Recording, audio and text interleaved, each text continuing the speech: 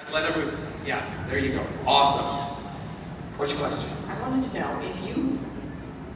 when you auditioned, did you audition for Doctor Who, or did they just look at you and say, yeah, you have to do that? Or did you audition? I slept with everybody at the BBC.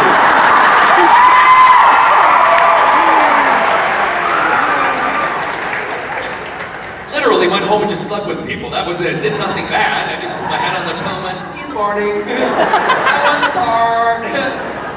No, I auditioned for it. I went to Russell T Davies and Phil Collinson were in the audition room, and Russell wanted me to actually be in Queer as Folk, which is another show he wrote. And I couldn't do it because I was doing musicals at that time, and so he wanted to see me to see if I still had the matinee idol good looks that he said that he thought I had. So I went, knowing as a young man that I was going to try to impress. It was the opportunity of a lifetime.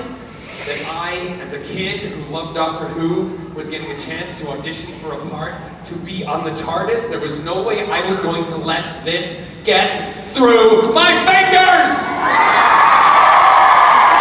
So, I put my leather pants on, I put my black leather boots on, I put my leather jacket on, put my motorcycle helmet on, and I rode my bike to the audition. And I knew when I walked in that room, I knew of Russell and Phil, and I knew what their interests were, males.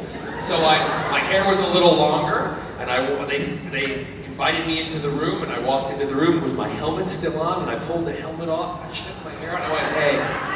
And I sat down on a chair in leather pants, like that.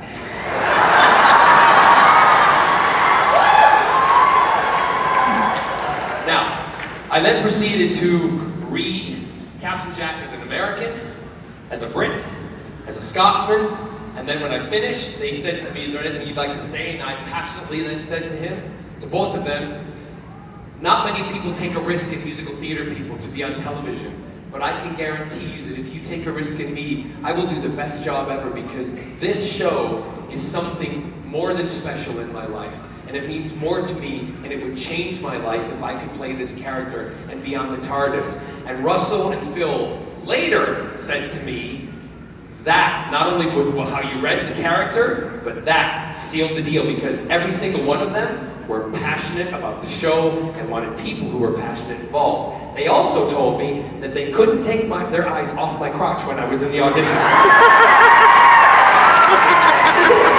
They said, did you know how you were sitting? And I went, do you think I knew how I was sitting? Because if you go back to the first time you meet Captain Jack Harkness and he's wearing some of the outfits, if you notice, later on, he's wearing black leather pants. Those are my leather pants that I wore to the audition. And so are the boots. Because I wanted to make that. See, these are little things that are my quirks that you guys don't know. And they're like, but what if the leather pants get ripped? I went, they won't, because these are special. And I, to this day, still have those leather pants and those boots.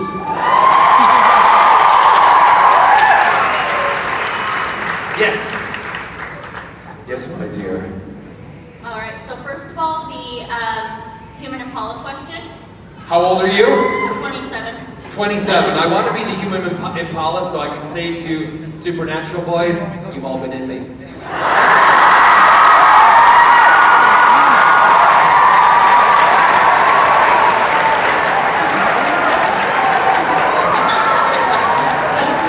Remember, they've been in a car. What? What? Both! What are you talking about? Yes. But my actual question was, I know that all the questions have been about acting and Doctor Who, but I wanted to change it up a little bit. Do you have any suggestions for aspiring writers, or? Write every day. That's all I can tell you. There's no magic formula, because if I had a magic formula for any of it, I would bottle it, I'd try and sell it, and I'd be a billionaire, right? But there's not. It's a little bit of luck, and it's a lot of perseverance and a lot of passion. And the one thing that I've learned in my life, and the thing that if I can pass on to you guys, is no matter what you do, do in life, no matter if you are somebody who empties the garbage cans in the street, or you run a corporation, or you shovel coal into a furnace. I did that in high school to make money. Anything that you do, be the best at it that you can do. And we should never look down on people for the jobs they do or try to deny them the jobs that they want to do. However, some of them take a lot of luck. Write every day. The more you write, the more you do it, the better you become. Okay? Hello. How are you? I'm doing pretty well. Very good, very good. Oh, good. I just had a question. Matt Smith mentioned how the Fez happened because he bugged the writers until they put it in. Yeah. Was there anything that ended up in Doctor Who because of either impromptu or because you bugged the writers until they put it in? Fish and Besides your fans. chips. Fish and chips. Yeah, fish and chips, because David and I were doing a scene and we wanted to eat fish and chips one night. And we decided we wanted to eat fish and chips in the scene. And that was the biggest mistake we'd ever made. Because it was awesome for the first take. Fish and chips, Jack, doctor, Take 35, at a different angle. Doctor, cut. Why are we cutting? I've just vomited funeral potatoes in my mouth. Yeah. So a lot of stuff like that did happen. Also, you know, the watch that Jack wears, all the little bits and pieces, the braces, do you call them braces or suspenders? Suspenders. The suspenders in the belt, that was my idea along with Ray, our costume designer, and a lot of things that I wanted to add. The cap boots were my idea because, and Russell let it, the Range Rover that we drove in was my idea. I wanted something big and kind of masculine. And then every time we had to film in it, we realized how hellish it was to film in. And everyone's like, who suggested this? And I'm like, me. So yeah, a lot of stuff did happen. Particularly when you're the main person in the show, you kind of get what you want. Thank you. Listen, we've got about 7 minutes. It says 10 minutes remaining, but there's 7 minutes. Another question, but would you like me to sing for you? And also, before I sing, the Salt Lake Comic Con would love to do a picture of me with you guys behind me. Is that okay? Question, sweetheart. So my question is, what has been the weirdest thing a fan has said or done to you? I cannot tell you that right now. Fans have done a lot of interesting things. I don't call them weird because I don't think we're weird. I think that they're passionate. All I will say is I went home with a box one day with my picture on it. I think I've told you this before, that, you know, that rocket picture that Captain Jack sits on, but he wasn't sitting on a rocket, he was sitting on a male chicken.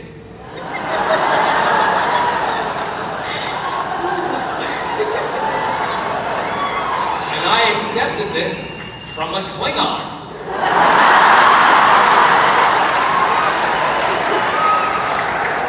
Took it home to my husband, who said, oh, that's interesting, because what I was sitting on was a mold of it inside the box.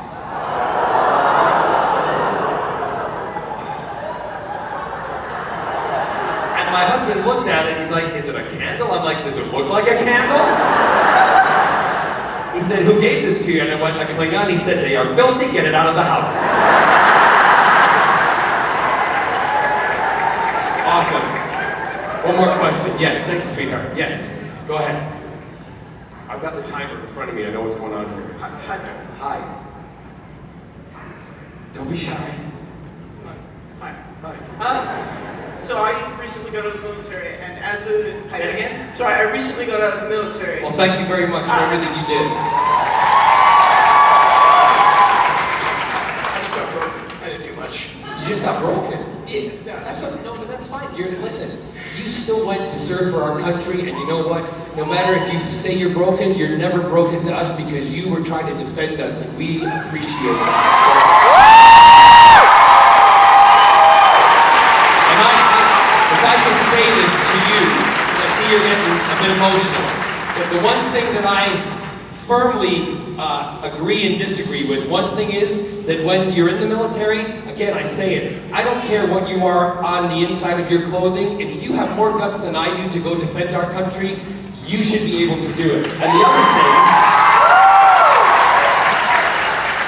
if you come back and there's something slightly wrong, then we as a country should pay every single medical bill that you have for the rest of your life.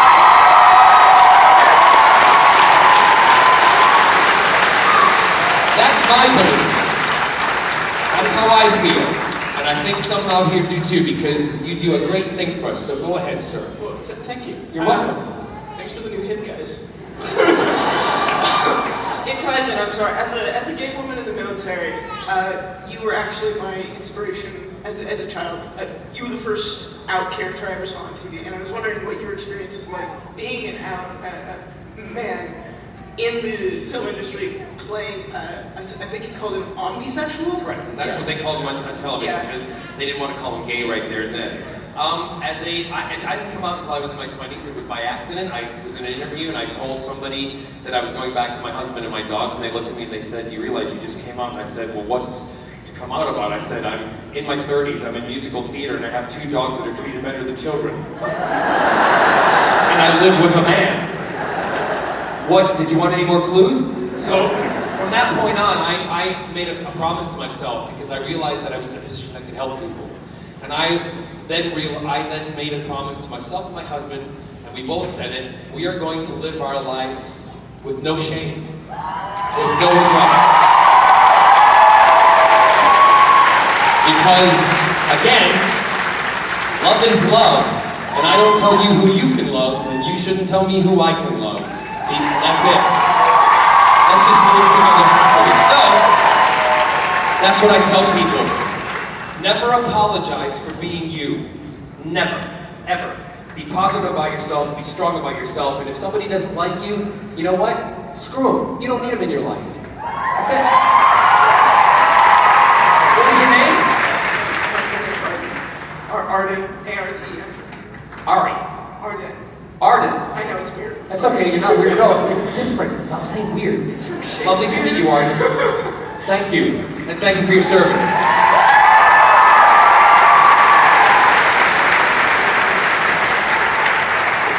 So, I'm going to sing a song for you. You ready? I need your help. Put the lights up, everybody. Put the lights up. We're all going to sing Good Luck Signers. This is a fast one. By the way, I love your TARDIS over there. It's awesome. You ready? We're going to sing. Hit the music, everybody. And by the way, before... Oh, no, wait, stop! Thank you, guys. Let's do the picture first. Come on up here. Who's doing the photograph? Get up here really quickly. Yeah? All right, so I want everybody to stand up and go... Okay? Not yet. House lights up, everybody, and...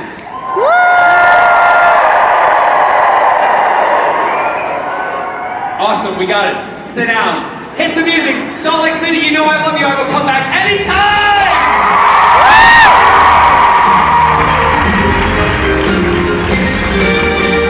Her name was Lola. She was a showgirl with yellow feathers in her hair and a dress cut down to there. She would merengue and do the chop-chop. And while she tried to be a star, Tony always tended bar across the crowded floor. They worked from 8 till 4. She was young, they had each other. Who could ask for more? Everyone at the Cova. The hottest spot north of Havana. At the Cova, Copacabana. Music and passion were always the fashion at the Cova.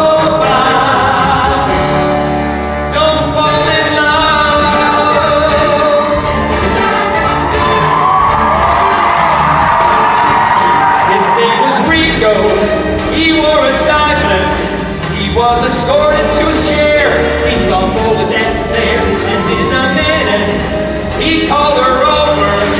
And Tony went a bit too far. Tony sailed across the bar, and then the punches flew, and cheers were smashed in two. There was blood in the